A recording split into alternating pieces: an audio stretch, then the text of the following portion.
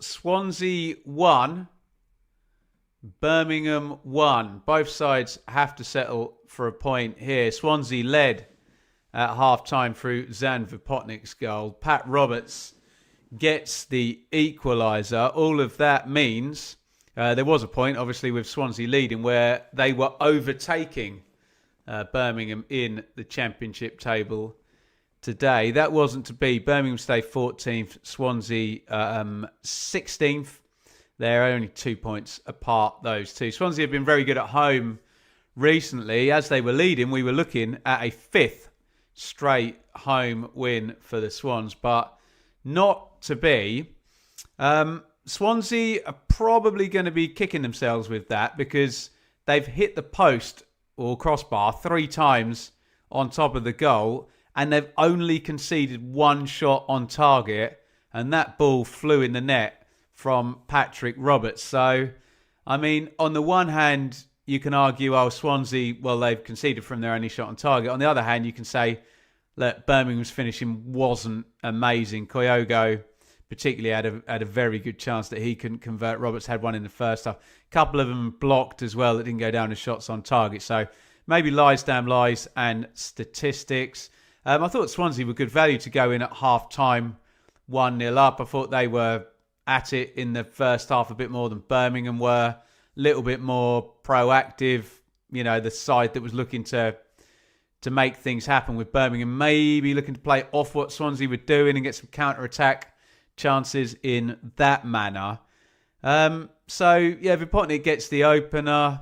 Nicely worked by Franco down the right-hand side. Nicks in front of Wagner. Sticks a good cross in, and we're all watching it as it's developing. You see the play turns around and Vipotnik's on his own in the middle of the box, and you're like, look, just cross it to him and he's going to score. That's exactly what Franco does, and in it goes into the back of the net. So Franco has one tipped onto the bar by Beadle. There's the one slammed onto the bar by Ronald from the set play as well.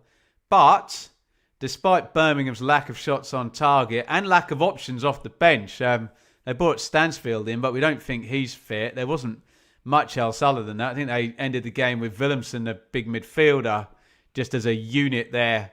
Big lump up front for them. But they did get the equalising goal. And it's kind of nicely worked, actually, because Wagner sticks the cross in. And I thought Dukes is just, wafting his foot at it. But he does try the mid-air back heel. And that does stitch the Swansea back line up. And Roberts does well. He gets a little nudge off a Swansea boot. But he just waits and waits. Doesn't snatch at it. And then when he gets the chance to stick his foot through it, hits it nice and hard, roof of the net, barring in, keeper's not saving it. 1-1. As I mentioned, Cullen and Swansea hit the bar again at 1-1. And we end level. I guess Swansea edged it and would have been the more likely winner. You'll have to let me know your thoughts on that in the comments. But the stats say 50-50 on the possession. It's 1.60 to 1.02 in Swans' favour on the XG. 19 shots to 12.